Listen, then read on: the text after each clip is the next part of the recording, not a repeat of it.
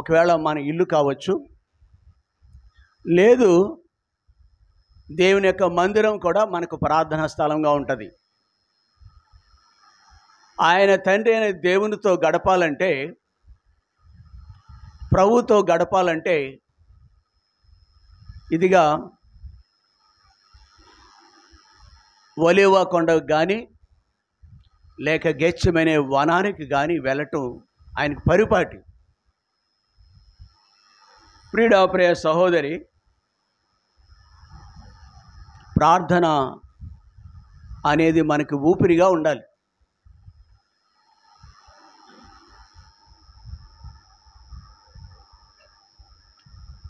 లూకాసు సువార్తలో 22వ అధ్యాయం, లూకాసు సువార్త 22వ అధ్యాయము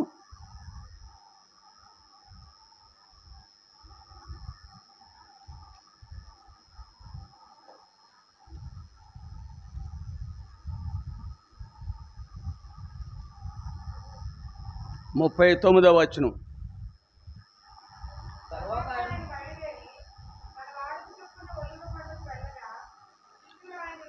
తనకు వాడుక ప్రార్థన చేసుకోవటం అనేది, ప్రార్థన అనేది తన యొక్క బ్రతుకులో వాడుకగా ఉంటుంది. మన జీవితంలో దినచర్యలు వాడుక ఏముంటాయి? దినచర్యలు ఆయనకి ప్రతిరోజు కూడా ప్రార్థన జీవితంలో ఒక భాగం. అనుదినము మనకి ఎట్లాంటి, కొంతమందికి మంచం మీద ఉండగానే దాన్ని బెడ్ కాఫీ అంటారు. కొంతమంది కొన్ని ఇళ్లలో ఇంటిలో పది తాగుతారు, కొంతమంది పెద్దవాళ్ళే తీసుకుంటారు. వాడుక ఉదయాన్నే కాఫీ, అటుపైన కొంతసేపటికి టిఫిన్, మధ్యాహ్నం భోజనం. ఇలాగున దినచర్య అనేది వాడుకగా మన బ్రతుకులో ఒక భాగంగా ఉంటుంది. వాడుక అంటే జీవితంలో ఒక భాగం అది. మరి యేసు ప్రభుకి ఒలీవ కొండకి వెళ్ళుట ఒక భాగమంట. ఆయన బయలుదేరి తన వాడుక చొప్పున ఒలీవల కొండకి వెళ్ళి శిష్యులను ఆయన వెంట వెళ్ళి. ప్రియ సహోదరి, యేసు ప్రభుకే ప్రార్థన ఒక అలవాటు అయితే, వాడుక అయితే, ఒక క్రమమైతే, ఈ గెత్సేమనే వనము, ఒలీవల కొండ ప్రార్థనకు గుర్తుగా ఉంటుంది. మీకు గెత్సేమనే కొండ యొక్క అనుభవం ఉందా? గెత్సేమనే వనము యొక్క అనుభవం మన బ్రతుకులో ఉందా? లేదా ప్రార్థన ఉదయం నుంచి లేచిన దగ్గర నుంచి మోకాళ్ళ మీదకి వెళ్ళే అలవాటు ఉన్నదా? యేసు ప్రభు సహితము మోకరించి ప్రార్థన చేస్తున్నాడు, మోకాళ్ళ మీద వెళ్తున్నాడు. ఒకవేళ జబ్బు మోకాళ్ళు కలిగి ఉంటే, పెద్ద వయసు ఉంటే మోకరించలేకపోవచ్చేమో, కానీ మోకరించి ప్రార్థన చేయటం యేసు ప్రభుకు కూడా ఒక వాడి పద్ధతి, క్రమం. ఇది జ్ఞాపకం చేసుకోవాలా. నీవు నేను కూడా యేసు ప్రభు గెత్సేమనే వనానికి వెళ్ళుట్లో ఉద్దేశం ఏంటంటే నిత్యం అది. ఆ ఒలీవల కొండకు ప్రభుతో గడపాలంటే, తండ్రితో గడపాలంటే తప్పక ఆయన ఆ యొక్క ప్రాంతానికి వెళ్ళటం. మరి సంఘంగా మనము కూడా వ్యక్తిగతంగా ప్రభు పాదాల దగ్గర గడపవలసిన అవసరం. వ్యక్తిగత ప్రార్థన ఉండాలి, కుటుంబ ప్రార్థన, మరి ముఖ్యంగా అన్నిటికీ మించి సంఘ ప్రార్థన కూడా మన బ్రతుకులో ఒక భాగముగా కలిగి ఉండాలి. ఐహికమైన వాటికే కాదు, నీ దినచర్యలు స్త్రీలు లేచినప్పటి నుంచి తిరిగి పడకలకి వెళ్ళేటంత వరకు కూడా చాలా ప్రయాసపడతారు. జాలిపడాలి, వారు ఎంత ప్రయాసపడుతున్నారు. ఒకవేళ ఒక సహోదరుడు కొంతవరకే పని చేస్తాడేమో, వెలుపలికెళ్ళి ఒక పనే చేస్తాడేమో, కానీ వీళ్ళు అనేకమైన పనులు, ఇంటి పనులు, వంట పనులు, అంట్లు పనులు, ఇట్లాగా ఎన్నెన్నో బహుగా ప్రయాసపడతారు. మంచిదే, నీవు శరీర సంబంధమైన వాడుకలో భాగంగా అవి కలిగి ఉంటావు. కుటుంబ క్షేమం కొరకు, నీ క్షేమం కొరకు ఇవి కలిగి ఉండవచ్చు. కానీ గెత్సేమనే వనం యొక్క అనుభవం ఉన్నదా? గెత్సేమని అంటే ప్రార్థన ఎప్పుడు కలిగి ఉండాలి? ఎప్పుడు కలిగి ఉండాలి? ఒక సమయం ఉండాలి దానికి. ఉదయము, మధ్యాహ్నము, మధ్యాహ్నం పక్కన పెడదాం, సాయంకాలం భోజనానికి టైం ఉంది, నిద్రపోవటానికి టైం ఉంది, కాలేజీకి టైం ఉంది, ఆఫీస్కి టైం ఉంది, స్కూల్కి కూడా. నిజమా? అయితే మన బ్రతుకులో ఈ ప్రభువు నడిచిన మార్గం ఉంది. ప్రభువు శిలువ మరణానికి ముందు ప్రత్యేకంగా ఇక్కడ ఈ రోజున ఈ దృష్టాంతము గెత్సేమనే వనానికి ఆయన ఒక్కడు మాత్రమే కాదు, కానీ ఆయనతో పాటు శిష్యులు కూడా వెళ్ళారు. ఈ సమయంలో కొద్ది రోజుల్లో ఆయన శిలువకు అప్పగింపబడబోతున్నారు. ఆయన ఆ విషయం ఆయనకు తెలుసు. ఆయన దేవాతి దేవుడు, కానీ శరీరంలో ఉన్న మనుష్య కుమారుడిగా ఉన్నాడు ఆయన.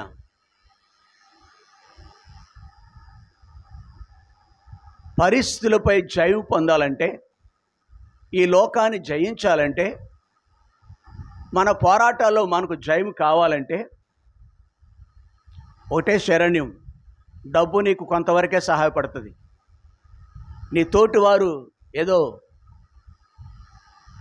నేనున్నాను అనొచ్చు. ఒకవేళ ఒకరోజు 4 రోజులు సహకారులుగా ఉంటారు మనకి. మనం హాస్పిటల్కి వెళ్తే మన సమస్య ఇస్తే 4 రోజులు వస్తారు. ఎక్కువ రోజులు వస్తారా? నో. బహుశా ఇంట్లో ఉన్న వారిని కూడా యావగించుకుంటా 10 రోజులు కంటిన్యూస్గా హాస్పిటల్లో ఉంటే మొదటి 3-4 రోజులు ఉన్న అంత శ్రద్ధ ఉండదేమో. ప్రియ సహోదరు, నిత్యము మనం చక్కని లేఖనం చదువుకున్నాం. సదాకాలం ఆయన మనతో కూడా ఉండు దేవుడు. ఎంతవరకు ఉంటాడు? ఎవరుంటారు అలాగా? కూతుర, కొడుక, లేదా భర్త, భార్య, స్నేహితుల? గ్యారంటీ లేదు. అందుబాటులో మధ్య ఉంటారు వాళ్ళు. కొంతవరకే సహాయం చేస్తారు. మనము ఆధారపడవలసింది ప్రభువు వలె. ప్రభు మార్గం ఉంది ఇక్కడ. ఆయన ఒక మార్గంలో వెళుతున్నాడు. ప్రియుడా, మరి గెత్సేమనే వనములో ఆయన మాత్రమే కాదు, కానీ సంఘానికి సాదృశ్యంగా శిష్యులందరూ వెళ్ళారు. కొంతమందిని అక్కడ ఆగమన్నాడు శిష్యుల్ని. తర్వాత కొంతమందిని పేతురు, యాకోబు, అంటే మరి కాస్త రొమ్మును ఆనుకుని ఉండేవాళ్ళు అనమాట అండి. ఇంకా వెరీ బాధ్యత కలిగిన వాళ్ళు, భారాన్ని వహించేవాళ్ళు. ఇది సంఘానికి. సంఘ ప్రార్థన కూడా ప్రార్థన కూడి కంటే అనౌన్స్మెంట్ చేస్తారు. ఆ అనౌన్స్మెంట్ అట్లాగే ఉంటాయి. ఎంత బిజీ మాస్టరో నువ్వు. మిగిలిన వాటికి ఇచ్చిన ప్రాధాన్యత.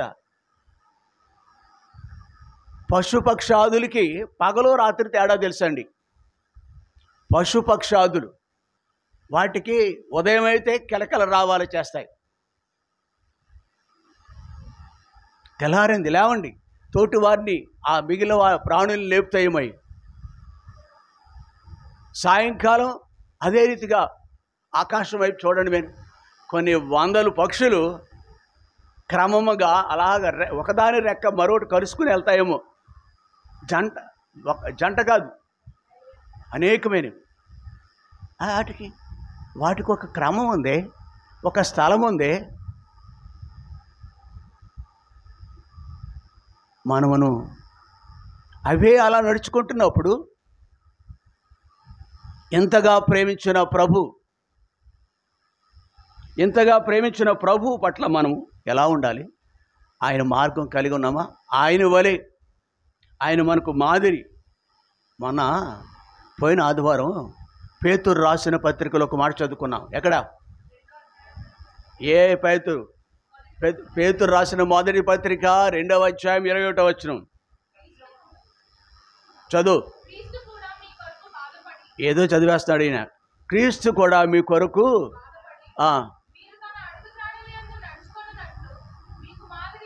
ఇది మాదిరి ఉంచిపోయిను. This is the way in which we have to walk.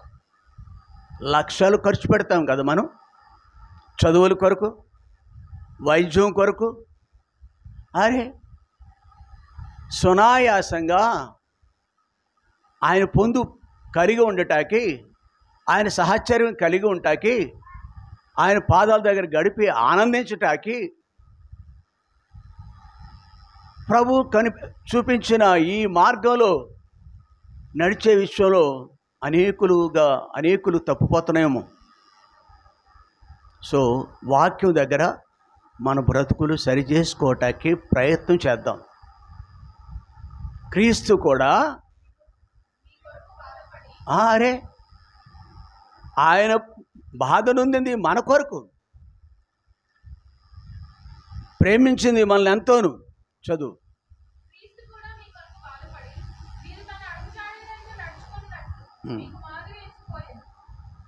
చాలు. కాబట్టి ఈ మార్గంలో, గెస్యమనే మార్గంలో మన బ్రతుకులు ముందుకు వెళ్ళాలని దేవుడు జ్ఞాపకం చేసుకున్నాడు. ఈ లోకాసు వార్తలోనే 22వ అధ్యాయంలో 42వ వచనం చదువుకుందామా.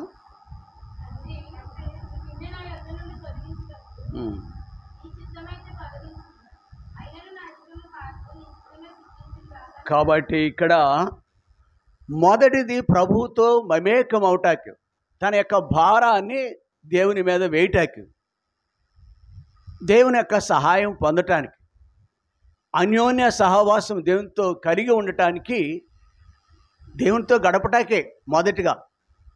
రెండవది మన అక్కర్ల కొరకు ఆయన కుమారుడిగా ఈ లోకానికి వచ్చినాడు. ఆయన ప్రార్థన చేస్తూ ఆయన హృదయం ఎంతో భారంతో ఉంది. ఆ భారాన్ని దేవుని యొక్క సన్నిధిలో ఆయన వెళ్ళగొక్కుతున్నాడు. తండ్రి, ఈ గిన్నె వద్దని తొలగించుటకు నీ చిత్తమైతే దాన్ని తొలగించు. అయినను నా ఇష్టము కాదు, దేవుని యొక్క చిత్తము. ఒక పనిలో ముందుకెళ్ళటానికి, దేవుని యొక్క చిత్తాన్ని తెలుసుకోవటానికి దేవుని పాదాల దగ్గరికి వెళ్ళాలి, దేవుని యొక్క మందిరానికి కూడా వెళ్ళాలి. ప్రార్థనలో భాగంగా ఏం చేయమంటావు ఈ సమయంలో? అది రెండవది. ఒకటి, మన భారం ఆయన మీద వేయచ్చు. రెండవదిగా ఆయన యొక్క చిత్తము, ఆయన ఇష్టమేంటో అది తెలుసుకునే పనిలో దేవుని మందిరానికి లేక దేవుని పాదాల దగ్గరికి వెళ్ళాలి. 44వ వచనం.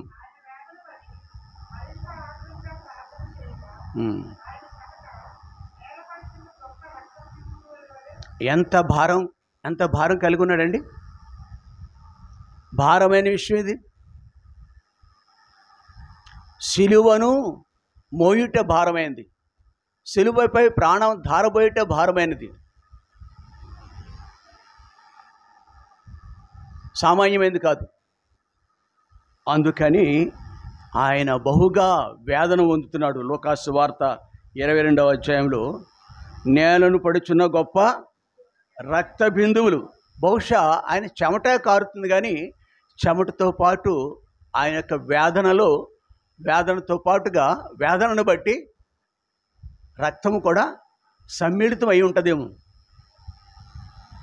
సమస్యల దగ్గర, మన కుటుంబ సమస్యల దగ్గర, వ్యక్తిగతమైన భారము దగ్గర దేవుని సన్నిధిలో ఇలాగున మనము కూడా గడపాలని లేఖనాలు జ్ఞాపకం చేస్తున్నాయి. అంతేకాదు, హెబ్రీయులు రాసిన పత్రికలో 5వ అధ్యాయం, హెబ్రీయులు రాసిన పత్రిక 5వ అధ్యాయం ఎంతగా గెత్సేమనే వనములో ఆ దృశ్యాన్ని ఇక్కడ పరిశుద్ధాత్మ దేవుడు క్రొత్త నిబంధన గ్రంథంలో కూడా రాసిపెట్టినాడు. లోకాసు వార్త క్రొత్త నిబంధనే, ఇది కూడా క్రొత్త నిబంధనే. శరీరధారి అయి ఉన్న దినములలో మహారోదన. అందుకే ఆయన చెమట రక్త బిందువులుగా నేలను పడటం గల కారణము ఏంటండి? ఎప్పుడైనా ఉందో మన జీవితంలో సాధారణంగా అమ్మా అతను మందిరానికి రావట్లేదేంటి, ఇంట్లో వాళ్ళు హాస్పిటల్లో పెట్టారంటండి, ఇంట్లో ఒకరు ఎవరో హాస్పిటల్లో ఉన్నారు, శ్రమల గుండా వెళ్తున్నారు, కుటుంబ పరిస్థితులు ఏం బాగోలేదు, కొట్లాటతో స్టేషన్కి వెళ్ళవచ్చు, పోలీస్ స్టేషన్ అన్నాం కదా. మనకి శ్రమల గుండా వెళుతున్నప్పుడు, బాధల గుండా వెళుతున్నప్పుడు మరెక్కువగా మనము ఇలాంటి పని చేయాల. శరీర దారిద్ర్యములో మహారోదనతోనూ కన్నీళ్లతోనూ, అది ఆ పరిస్థితి నుంచి ఇక్కడ ప్రభు మరణం గుండా వెళ్ళాలి. మరణం అంటే ఏ వ్యక్తికి కూడా ఇష్టం ఉండదు. ఇష్టం ఉండదా? వృద్ధులకు సహితం ఇష్టం ఉండదు. దేవుని దాసుడు ఎలా మాట్లాడుతుంటే వింటున్నాను నేను ఈ మధ్య కాలంలో. అనేకమైన స్థలాల్లో ఆయన అంటారు, ఇలాగ అంటున్నారు, గత 1 year 2 years కూడా అంటున్నారేమో, వచ్చే సంవత్సరం వచ్చే నెలలో బహుశా మీ మధ్య నేను కనిపించనేమో అంటాడు. అంటే he's completely ready for the see the lord and god అనమాట. ప్రభువుని కలుసుకోవటానికి ఆ తాత్పర్యంతో సిద్ధంగా ఉన్నాను నేను. నా బ్రతుకు మీద నాకు ఏమాత్రం ఆశ లేదు. ఇక మిగిలిన దినాలు, రానైన దినాల్లో భూమి మీద ఉంటానో లేదు అనేది ధైర్యంగా చెప్పగలడు ఆయన. ఆ మాటలు వింటే నాకు భయం వేస్తుంది అనమాట. పడక మీద ఉన్న వ్యక్తికి కూడా ప్రకటన గ్రంథంలో ఒక మాట, ప్రభు అయిన యేసు త్వరగా. దేవుని పిల్లలు ఎలాగనాలి? అయ్యా వింటున్నారా? అనుదినము కూడా ప్రభు అయిన యేసు త్వరగా. ఈ లోకం అశాశ్వతమైందండి, బ్రతుకు అశాశ్వతమైందండి. యుగయుగాలు ఉండే మరొక దేశానికి హక్కుదారులుగా మార్చబడ్డాం, పరలోక పౌరులుగా మార్చబడ్డాం. మనకి పౌరసత్వం ఇక్కడ లేదు. గల్ఫ్ దేశాల్లో పౌరసత్వం ఎవరికి ఎవరంట, అమెరికాలో ఇస్తారేమో, ఇంగ్లాండ్ దేశంలో డబ్బుతో కొనుక్కోవచ్చు, కొన్ని 100 కోట్లు ఇచ్చి పౌరసత్వం. అంటే నిత్యం అక్కడ నేను పౌరుణ్ణి, నేను కూడా ఓటేస్తాను, ఇక్కడ ఉండటాక సర్వహక్కులు నాకు ఉన్నాయని చెప్పాలంటే పౌరసత్వం ఉండాలండి. అంటే ఆధార్ కార్డు మరొకరికి చెప్పాలంటే. కానీ మనం ఇక్కడే ఉంటున్నాము, క్రీస్తు పిల్లలుగా మార్చబడటం ద్వారా తాత్కాలికంగా ఇక్కడ పౌరసత్వం కలిగి ఉన్న భారతదేశంలో.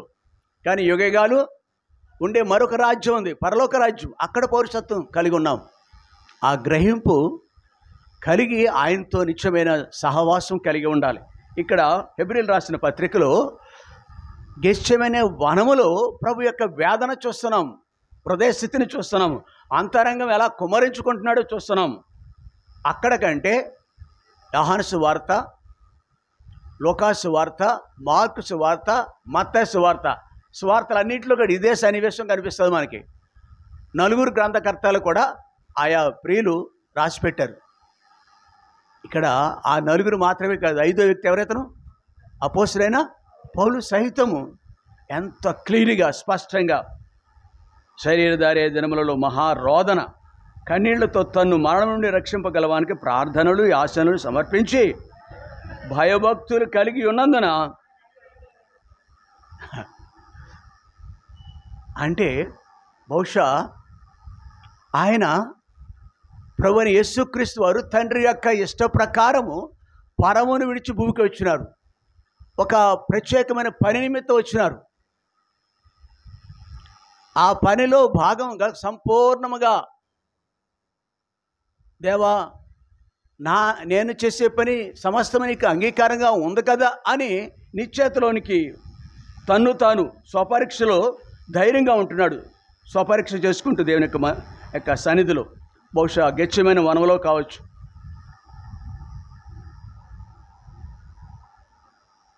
మహారోదనతోనూ కన్నీళ్లతోనూ మాడము నుండి రక్షింపగలవానికి దేవుని కుమారుడైన యేసు ప్రభుకే ఇది ఇంత అవసరత ఉంటే మన బ్రతుకుల్లో ప్రార్థన యొక్క అవసరత ఎరిగినామా? ఈ శ్రమ, ఈ బాధ, తను ఎదుర్కొనవలసిన మరణపు మార్గము తనకి విధేయత నేర్పించింది. మొదటిగా దేవునితో సహవాసం కొరకు వెళ్ళాడు గెత్సేమనే వనంలోకి. రెండవదిగా ఆయనకి చిత్తాన్ని తెలుసుకోవటానికి ఇంతగా మొరపెడుతున్నాడు. కానీ అప్పగించుకుంటున్నాడు అంతే. ఆయనను నా చిత్తం, నా ఇష్టం కాదు. అవునా? ఆయనను ఇది నా ఇష్టం కాదు, నీ చిత్తమే. ఆయనకి అప్పగించుకోవడం నేర్చుకోవాలి మనం. చిత్తం అంటే ఎలా ఉంటుందంటే, ఒక దేవుని దాసుడు ఎట్లా చెప్తున్నాడు, యవనస్తులు అంటే పెళ్లి చేసుకునే ముందు ప్రార్థన చేస్తూ ఉంటారంట. దేవుని దాసుడు గొప్పదే. ఈ మధ్యకాలంలో 80 సంవత్సరాల తర్వాత దేవుని యొక్క మహిమలో పిలువబడ్డారు ఆయన. చాలామంది దేవుని యొక్క చిత్తం ప్రార్థించేటప్పుడు వాళ్ళ ఇష్టాన్ని దేవుని నెత్తి మీద రుద్దుతారంట. మన ఇష్టాన్ని దేవుని మీద రుద్దటం కాదు, ఆయన ఇష్టాన్ని మనం. యవనస్తుల ప్రార్థన ఎలా ఉంటుందంట, వివాహానికి ముందు ప్రార్థనకు ఎలా ఉంటుందంట. ఆయన పేరు థియోడర్ రెజ్నాల్డ్, దైవజనుడు, గొప్ప దైవజనుడు, ప్రపంచమంతా సేవ చేస్తాడు. ఆయన తెలిసిన యవనస్తులను చూసిన ఆయన కొంతమంది తెలిసిన యవనస్తుల గురించి ఆ మాట చెప్పాడు అనమాట అండి. లార్డ్, ప్రభువా, ఇంగ్లీష్లో మాట్లాడతారు, తెలుగు రాదు ఆయనకి, తమిళియన్. నా వివాహ విషయంలో ఫలానా, ఉదాహరణకి అబ్బాయి అందాం, లేదు అమ్మాయి ప్రార్థన చేస్తుంది అబ్బాయి కొరకు. అబ్బాయి ప్రార్థన చేస్తున్నాడు ఎవరి కొరకు? ప్రభు నీ చిత్తం. నేను రంగును అడగను, ఆస్తిని అడగను, చదువు అడగను. అంటే ఎదుటి వ్యక్తి, చేసుకోబోయే వ్యక్తి, అన్నీ నీ ఇష్టమే. కానీ ఈ 10 మందో ఎంతమంది ఉన్నారో నాకు తెలియదు, కానీ ప్రభు నీ దృష్టిలో నాకు ఇవ్వబోయేవాళ్ళు అంటే వాళ్ళలో ఫలానా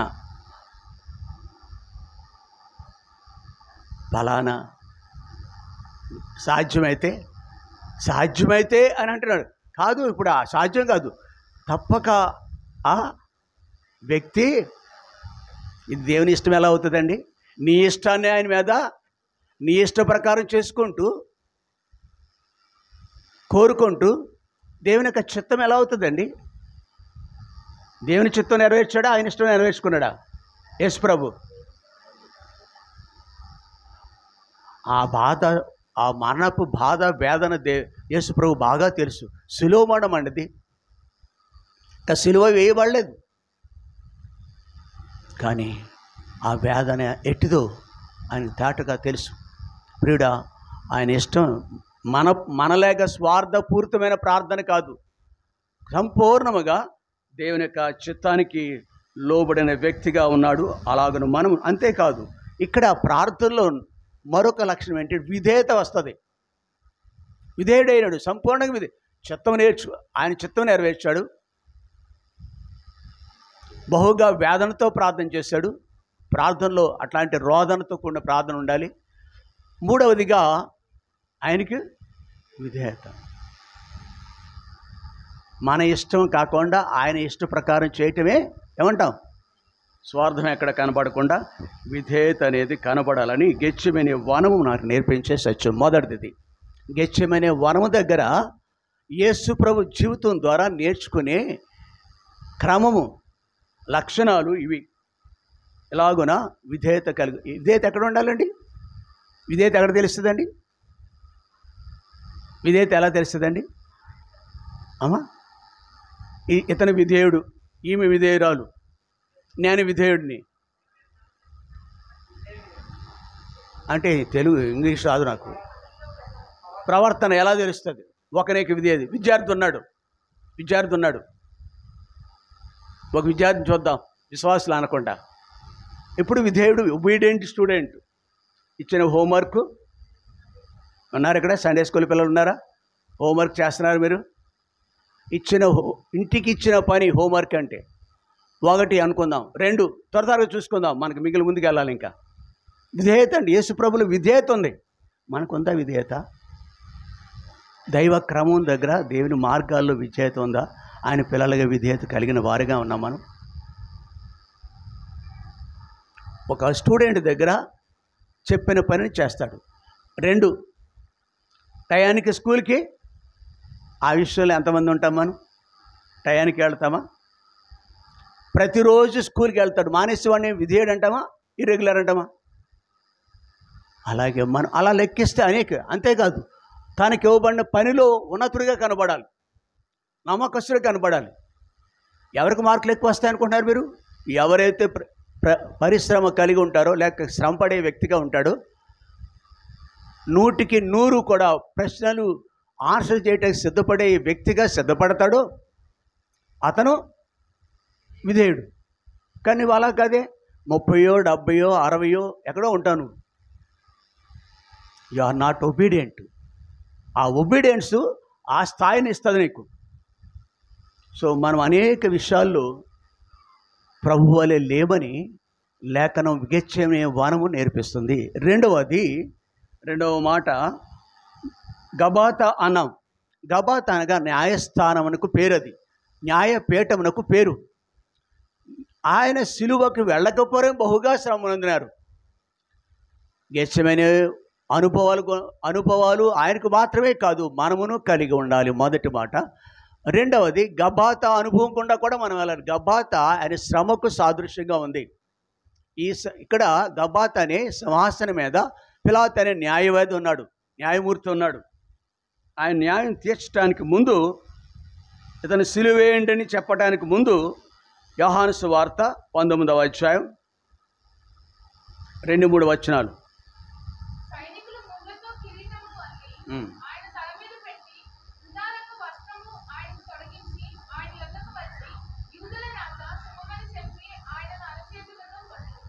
చూసారా? ఎలాగునా ఎప్పుడైనా ప్రభు ఆ మార్గంలో దేవునికి చిత్తము తెలుసుకుని సంపూర్ణ విధేయుడై ఆయన చెప్పిన రీతిగా నడుచుకునే మార్గంలో ఇన్ని అనుభవాలు ఉన్నాయి. ఆయన కుమారుడు అయ్యుండి, దేవుడు అయ్యుండి, కొరడాలతో కొట్టించుకునే అనుభవం, చేతులతో మోదబడిన అనుభవం. మన జీవితాలు ఎప్పుడైనా ప్రభువును బట్టి, అర్థమవుతుందా? ప్రభువును బట్టి మన బ్రతుకులో ఇట్లాంటిది అనుభవం ఏమైనా ఉందా? చేతులతో కొట్టారా? దూషించారా? అవమానించారా? మత్తయి సువార్త 27వ అధ్యాయం, మత్తయి సువార్త 27వ అధ్యాయం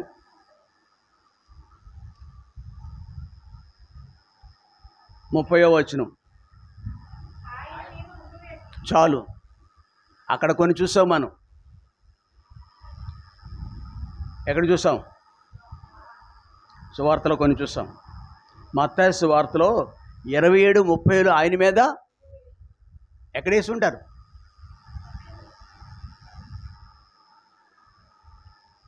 యేసు ప్రభు ఆయన ఎంతగా శ్రమనొందుటకు హీనపరచబట్ట కారణము ఆయన యొక్క బ్రతుక ఆయన జీవితమా? నీవు నేను కూడా మనకు బదులుగా మనం పొందవలసిన శ్రమ, నింద, అవమానానికి బదులుగా నీ హేయమైన జీవితాన్ని పొందే ఫలితాన్ని ఆయన పొందినాడు అనమాట. అయితే దేవుని పిల్లలుగా ఉన్న మనము ఎప్పుడు కూడా మన ఇంటిలో ఏదైనా తప్పును బట్టి, దోషాన్ని బట్టి ఎవరు కూడా, మన ఇంట్లో వాళ్ళు కూడా మన మీద ఉమ్మేసిన అనుభవం మనకు లేదు. యేసు ప్రభు ఇట్టి మార్గం గుండా వెళ్ళవలసిన అవసరత ఉంటే యేసు ప్రభు పిల్లలుగా మనము కూడా దేవుని కొరకు కొంచెమైనను శ్రమ గుండా వెళ్ళాలని దేవుని యొక్క లేఖనాలు జ్ఞాపకం చేస్తున్నాయి. 27వ అధ్యాయంలోని 34వ వచనం చూడండి.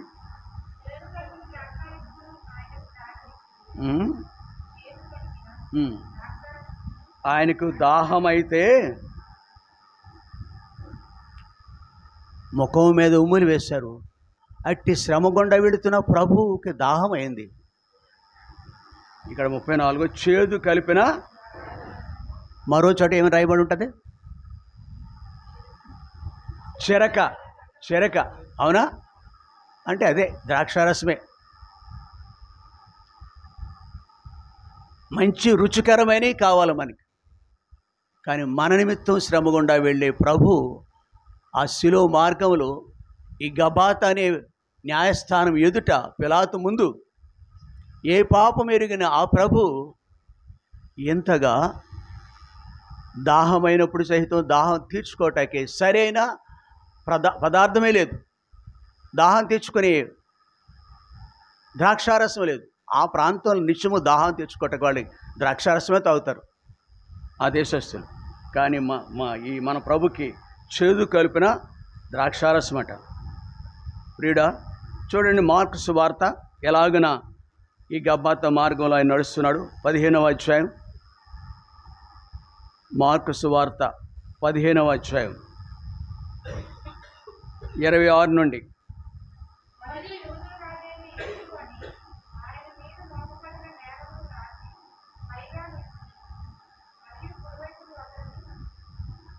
చదువమ్మా.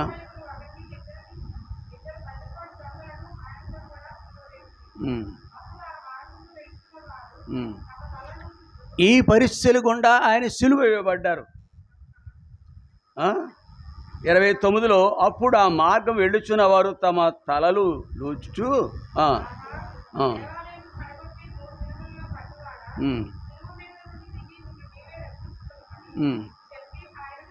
చాలు. ఒకళ్ళు కాదు, ఆ మార్గం గుండా వెళ్ళే వాళ్ళంతా కూడా అలా శాస్త్రులు ప్రధానులు అపహాసము చేయొచ్చు.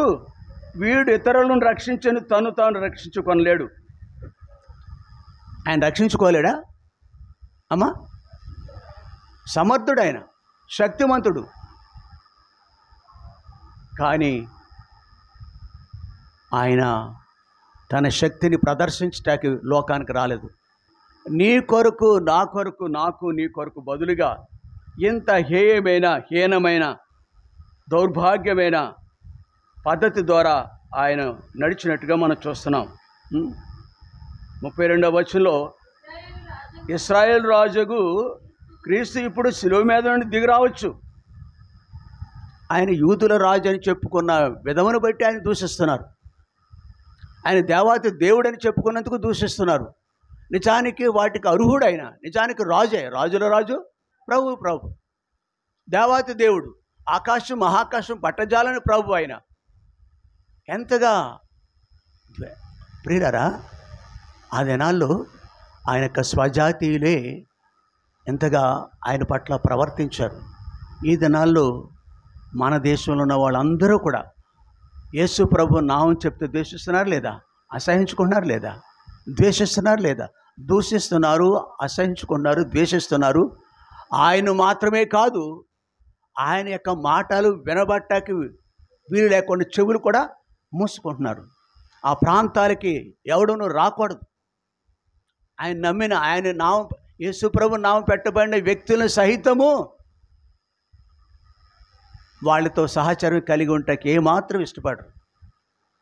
నీ కట్టు బొట్టు అంటే ఇక్కడ బొట్టు అని కాదు, మన కట్టుబాట్లు వాళ్ళకి రోతగా ఉంటాయి. మన చేతిలో పరిశుద్ధ గ్రంథము అసహ్యంగా ఉంటుంది వాళ్ళకి. ఏమాత్రం ఒకనాడు యేసు ప్రభు పట్ల అలా ప్రవర్తించిన ఆ ప్రజలు ఈ దినాల్లో మనము ప్రభువు నమ్మిన మన పట్ల కూడా వాళ్ళు అలాగనే ఉంటున్నారు. అయినను నీవు నేను కూడా మొదటి అనుభవం, గెచ్చమైన అనుభవం ఉండాలి. ప్రార్థన జీవితం కలిగి ఉండాలి. ప్రార్థనలో మనల్ని మనం ఖాళీ చేసుకుంటూ దేవునికి అప్పగించుకోవాలి. శ్రమల దగ్గర కొంతమంది దేవునికి దూరంగా ఉన్నట్టు చూస్తాం మనం. చూడండి, మనం అంటే బైబిల్లోకి వెళ్ళక్కర్లేదు కానీ దావీదు బెత్షెబాకు పుట్టిన ఒక బిడ్డ విషయంలో ఆ బిడ్డ రోగి అయి ఉన్నాడని దావీదు తెలిసింది. అర్థమైందే, విన్నారా? దావీదుకు బెత్షెబాకు పుట్టిన బిడ్డ అంతేనా? కొన్ని దినాల పాటు మరణ శయ్య మీద ఉన్నాడు. దావీదు ఏం చేశాడండి? అంటే దేవుని సన్నిధి దూరంగా ఉన్నాడా, వెళ్ళాడా? దేవుని సన్నిధికి వెళ్ళాడా? నీ బాధ పోగొట్టుకోవడానికి దేవుని మందిరానికి దూరంగా ఉండకు నువ్వు. ఈయన ప్రభువులో, యేసు ప్రభువులో ఎంతో వేదనతో ఉన్నాడు. ఆయన నడవలసిన మార్గం ఎంత భారమైనదో ఆయన తెలుసు పూర్తిగా. సిలువ ఎంత ఘోరమైనదో ఆయన తెలుసు. ఆ మార్గంలో ఇవన్నీ పొంచి ఉన్నామో తెలుసు. ఆయన ఏం చేశాడండి? ఆయన ఏం చేశాడు? దేవుని పాదాలనే అక్కడే విలపించాలి మనం. విలపింతువా నీ మ్యావలే యజ్రావలే కూర్చోండి ఉపవాసముతో అయిపోయిన ప్రభుని ఇంటిని గోచి విలపింతువా పడిపోయిన ఇంటిని గోచి విలపింతువా. మనము అగైన్ అండ్ అగైన్ మనకు ఆధారం ఆయనే, మన దిక్కు ఆయనే, మనకు శరణ్యం ఆయనే.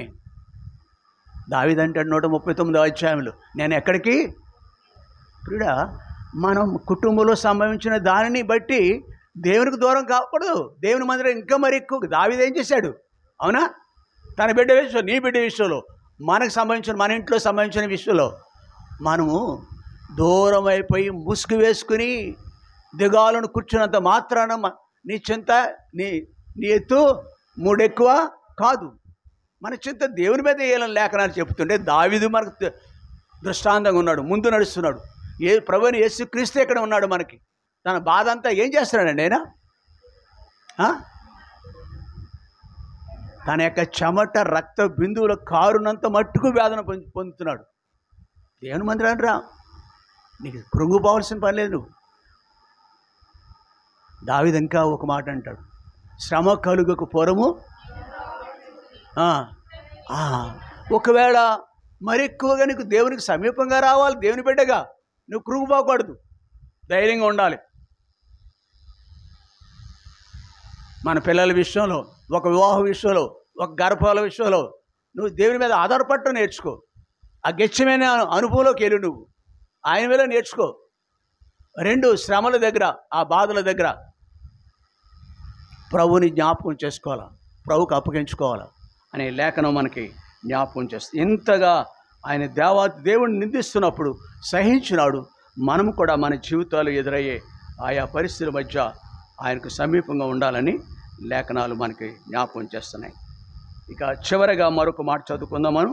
19వ అధ్యాయం యోహాను సువార్త 17వ వచనం. ఈ మాట చదువుకుని బలలో పాలు పొందాం.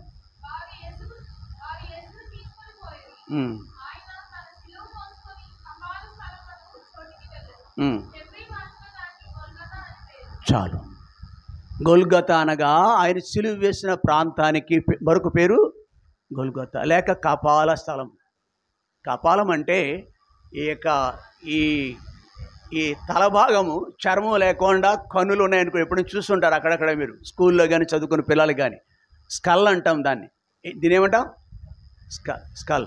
బుర్ర, పుర్రె, మరొక దీన్ని చెప్పాలంటే పుర్రె. ఆ ఆకారంలో ఉంటుందంట కపాల స్థలం అంటే. అర్థం అది 2 కళ్ళు కనిపిస్తుంది దానికి, కొండ భాగం అది, తల కనిపిస్తుంది. ఆ స్థలంలో సిలువ వేయబడ్డాడు. హీనాతిహీనముగా సిలువ మరణానికి తాను అప్పగించుకున్న విధము చూస్తామని.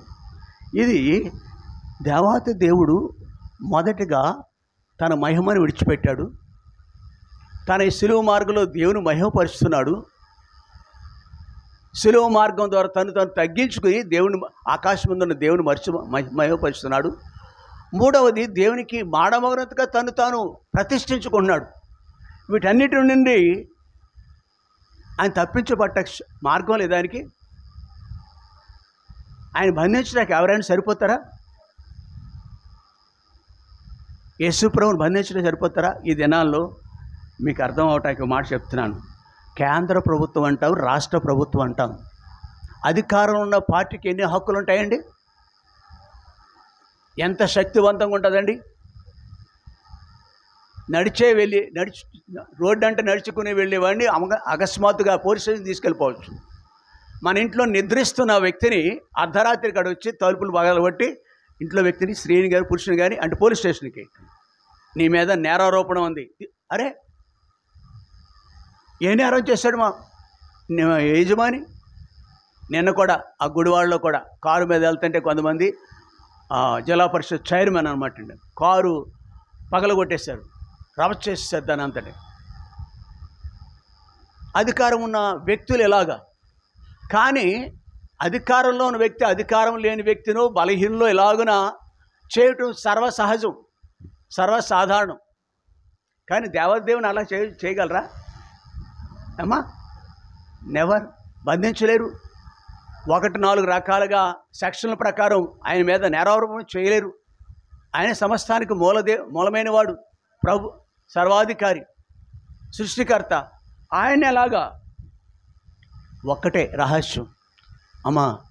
ఆయన 1 పరమును విడిచి భూమికి రావటానికి, 2 ఎట్లాంటి శ్రమానుభవం గుండా వెళ్ళటానికి, 3 హేయమైన శాపగ్రస్తమైన శిలువ మరణం. శిలువ మరణానికి శాపగ్రస్త. బహుశా భారతదేశంలో శిలువ మరణం పొందినవాడు ఎవరైనా ఉన్నాడా? ఒక్కడైనా ఉన్నాడా అమ్మా? అర్థమవుతుందా? లేదు. ప్రపంచంలో యేసుప్రభు కాకుండా దొంగలు, ఆ రోజున 2 దొంగలు తప్ప ప్రపంచంలో ఎవరైనా శిలువ మరణం పొందారా? అది శపింపబడిన వ్యక్తి మాత్రమే శిలువ వేయబడతారంట. అంట బ్రతికుండగానే. మీకు తెలుసా ఒక విషయం? ఉరి తీయటం తేలిక, శిలువ మరణం తేలిక. ఒక్కసారిగా, అంతే కదా. ఒక వ్యక్తిని ఇలా ఒక్కసారిగా తుపాకీతో ఆ వ్యక్తిని హతమార్చు కూడా తేలికే. కానీ శిలువ మరణం ఆయన బ్రతికుండగా 2 చేతులకు, కాళ్లకు, శరీరం అంతా తూట్లుగా అయిపోయింది. ఇవన్నీ మానవ జాతి యావత్తు కూడా నశించుటానికి దేవునికి ఇష్టం లేదు. ఇక్కడ కూర్చున్నామా మనం? యేసు ప్రభు బొమ్మను చూసి, యేసు ప్రభు కార్యాలను చూసి వచ్చిన వారం కాదు.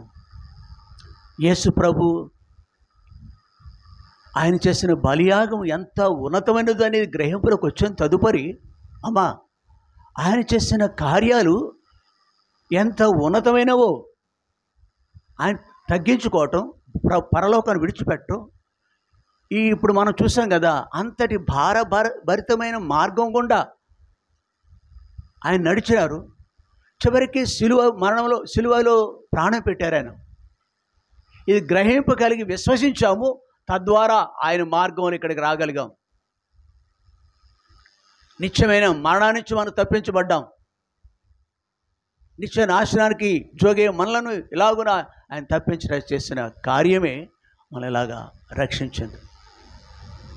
ఆయన గనక ఇప్పుడు కాదు, 2000 సంవత్సరాల క్రితము ఆయన భూమికి వచ్చారు. 2025 సంవత్సరాల క్రితం ఆయన కార్యము అనేకులు కళ్ళు తెరిపించింది. ఆయన విశ్వసించుడు ద్వారా మానవులో నుండి జీవంలోనికి దాటింపబడ్డారు. యుగయుగాలు ఆయన యొక్క పిల్లలుగా జీవించే ఆధిక్యత.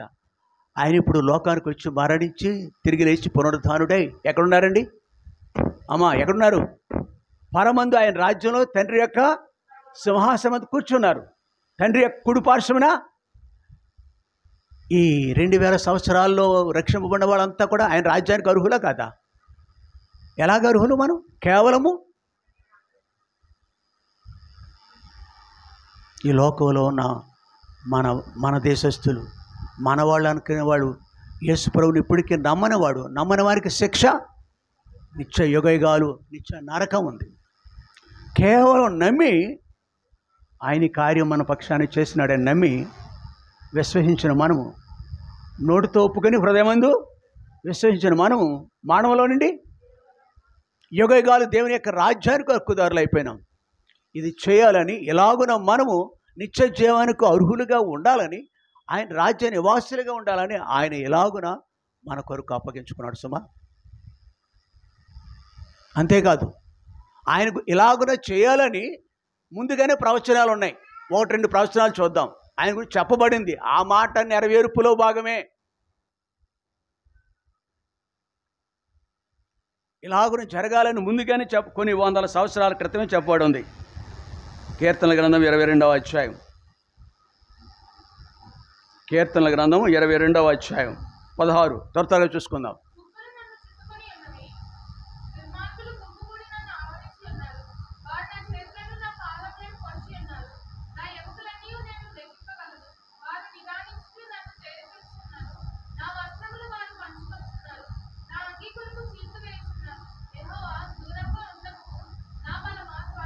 16వ వచనం, దుర్మార్గులు గుంపు కూడి నన్ను ఆవరించి ఉన్నారు, వారు నా చేతులను పాదములను. ఇది జరిగిన పని, జరగని పని, ఇంకా జరగలేదు.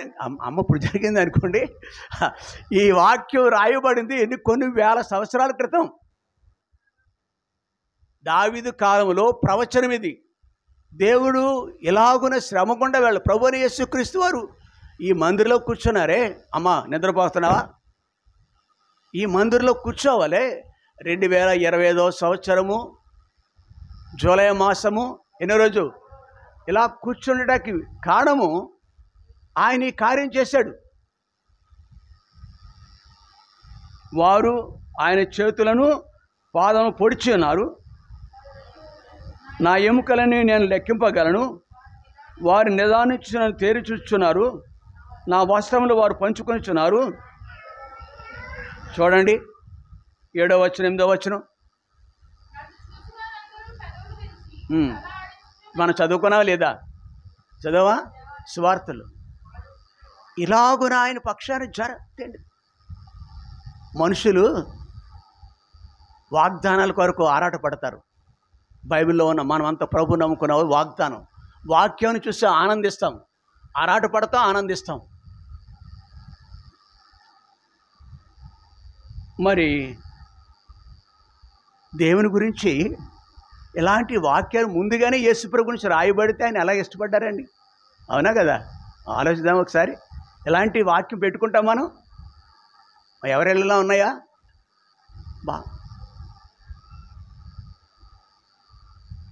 ఇది నెరవేర్చడానికి ఆయన వచ్చాడు. అది గొప్ప విషయం.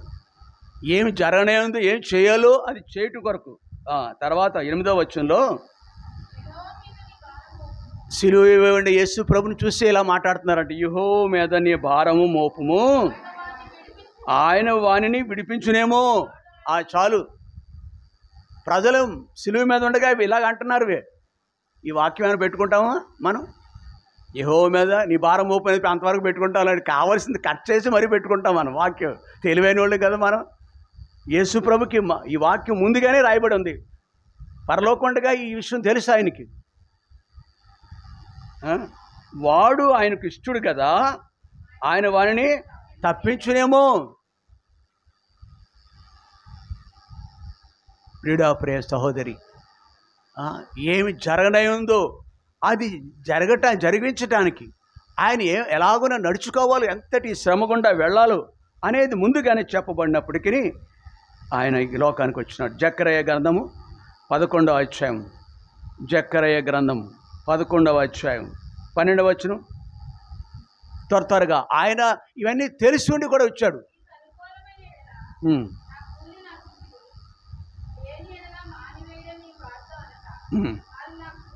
వారు నా కూలికై 30 తులముల వెండి తులము వెండిని తూచి ఇచ్చారు. యేసుప్రభు విలువ ఎంత అండి? ప్రాణం విలువ అంత? మన ప్రాణం విలువ ఎంత? అవును అవును అవును. వెల కట్టలేము ప్రాణానికి. 1 కోటి రూపాయల మన ప్రాణం 1 కోటా? తల్లిదండ్రులు ఇష్టపడతారా? 1 కోటి రూపాయలు పోగొట్టుకోవటానికి ఇష్టపడతారే? బిడ్డను విడిచిపెట్టాకే, బిడ్డను మరణానికి అప్పగించడాకే ఇష్టపడరు. యేసుప్రభు యొక్క అది అక్కడ రాయబడింది, వారి ప్రాణ విమోచన ధనము. ఒక మనిషి యొక్క ప్రాణానికే విలువ ఉంటే యేసుప్రభు దేవాతి దేవుని యొక్క ప్రాణం యొక్క విలువ ఎంత? ఆయన్ను హతమార్చటానికి ఆనాటి యూదులు, అవునా, ఇలాగ రాయబడిందిగా, ఆనాటి ఎంత వెలగట్టారు? ఇలా జరగనే ఉంది, ఆల్రెడీ ముందే చెప్పబడి ఉంది. ఇలాగా యెహోవా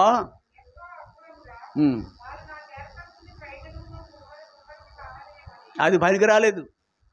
శపితమైన మనుషులు శాపగ్రస్తమైన ఆ యొక్క మరణానికి దేవుణ్ణి అప్పగించడానికి ఉపయోగించిన 30 వెన్నాలు ఉపయోగపడ్డాయి. యోధా ఇస్కరియోతు యోధాకి ఉపయోగపడ్డాయా? లేదు. ప్రియ సహోదరి, ఆయన గురించి ఎలాగున ముందుగానే ఆ ప్రవచనంలో నెరవేర్పులో భాగంగా యోధా అప్పగించాడు. కానీ యోధా అప్పగించడం సరిపోతాడా? ఆ తోటలోకి, ఆ గెచ్చమైన వనంలోకి ఆ బంట్రోతులు వచ్చారు. వారిలో ఒకడు కత్తి దూసి ఎలాగా నరికాడు. ఎవరి చెవి తెగిపోయింది అప్పుడు? అరే, యేసు ప్రభు దగ్గర ఉండగా భటులు కాదు, పేతురే నరికాడు కత్తి. అవునా? ప్రధాన యాజక సైనికుల్లో ఒకడు చెవి నరకబడింది. అప్పుడు కూడా చెవి తిరిగి మళ్ళీ అతికించి మేలు చేశాడు దేవుడు, ప్రభు అయిన యేసుక్రీస్తు వారు. ఆయన హింసించటానికి, ఆయన కొరకు ఎంతైనా ప్రజల కొరకు గాయపరచబట్టక ఆయన ఇష్టపడుతున్నాడు. యెషయా గ్రంథము 53వ అధ్యాయం. యెషయా గ్రంథము 53వ అధ్యాయం 5వ వచనం. ఈ సమస్య అంతా ఇదంతా ఎంత ఇలాంటి పరిస్థితులు గుండా వెళ్ళటగల కారణము మన అతిక్రమ క్రియల కొరకు అతడు మన దోషములు బట్టి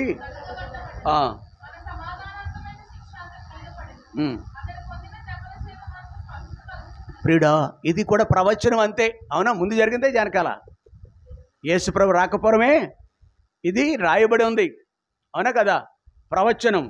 దీంట్లో నెరవేర్పులో భాగంగా ఎంతగా ఆయన శ్రమ పడినాడని మనం చూస్తున్నాం. కాబట్టి ప్రియుడా, ప్రియ సహోదరి, ప్రభు మన కొరకు ఎంత చేయగా ఆయన కొరకు ఏమైనా చేస్తామా? ఈ మార్గాల నుంచి చిన్న విషయాలను బట్టి, చిన్న కారణాలు బట్టి ఇటు అటు తొలగిపోదామా? దేవునికి అవిధేయులైదామా? మనం పరీక్షించుకుందాం, బలలో పాలు పొందాం. గొల్గోతా మార్గం గుండా వెళ్ళవలసి వచ్చినప్పటికీ, సిలువ మార్గం గుండా వెళ్ళవలసి వచ్చినప్పటికీ మనం ప్రభుకి నమ్మకస్తులుగా, దీనులుగా మనం ప్రతిష్ఠించుకోవాలి. ఇర్మియా బల కొరకు ప్రార్థన చేస్తాం.